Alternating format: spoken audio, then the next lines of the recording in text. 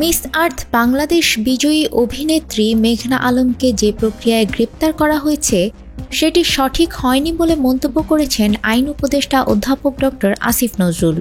তিনি বলেন, বিশেষ ক্ষমতা আইনে মেঘনার গ্রেপ্তার সঠিক হয়নি। রোববার সচিবালয়ে আইন মন্ত্রণালয়ের সম্মেলন কক্ষে ব্রিফিংয়ে তিনি একথা বলেন। আসিফ নজরুল জানান, অতীতে রাজনৈতিক বিবেচনায় দায়ের করা ৭,১৮৪টি মামলা প্রত্যাহারের সুপারিশ করা হয়েছে। আরও ৫০,০০০ থেকে ১,০০,০০০ মামলা যাচাই বাছাই করা হচ্ছে। বিশেষ ক্ষমতা আইন বাতিল বিষয়ে সাংবাদিকদের এক প্রশ্নের জবাবে আইন উপদেষ্টা বলেন, এ বিষয়ে রাজনৈতিক ঐক্যমতের প্রয়োজন রয়েছে, সেটা নিয়েও আলোচনা চলছে। মিস আর্থ বাংলাদেশ ২০২০ বিজয়ী মডেল মেঘনা আলমকে ঢাকায় তার বাসা থেকে পুলিশ আটক করার দুদিন পর আদালতের মাধ্যমে তাকে কারাগারে পাঠানো হয়েছে। আদালত তার বিরুদ্ধে বিশেষ ক্ষমতা আইনে ৩০ দিনের আটকাদেশ দিয়েছেন।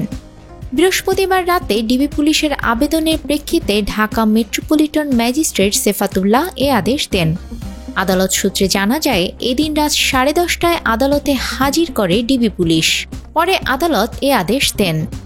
আদেশে বলা হয়, ১৯৭৪ সালের বিশেষ ক্ষমতা আইনের ২F ধারার জননিরাপত্তা ও আইন শৃঙ্খলা পরিপন্থী ক্ষতিকর কার্য থেকে নিবৃত্ত করার জন্য এবং আইন শৃঙ্খলা বজায় রাখার স্বার্থে আবশ্যক অনুভূত হওয়ায় ১৯৭৪ সনের বিশেষ ক্ষমতা আইনের ৩(১) ধারায় অর্পিত ক্ষমতা বলে মেঘনা আলমকে কর্তৃপক্ষের অনুমোদনক্রমে এই আটকাদেশ স্বাক্ষরের তারিখ থেকে ৩০ দিন কারাগারে আটক রাখার আদেশ প্রদান করা হয়েছে।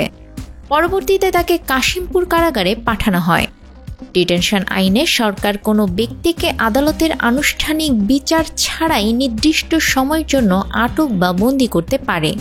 এই ধরনের আইন সাধারণত জননিরাপত্তা, রাষ্ট্রের নিরাপত্তা ও আইন শৃঙ্খলা রক্ষার স্বার্থে প্রয়োগ করা হয়। নিউজ ডেস্ক, আমাদের সময়।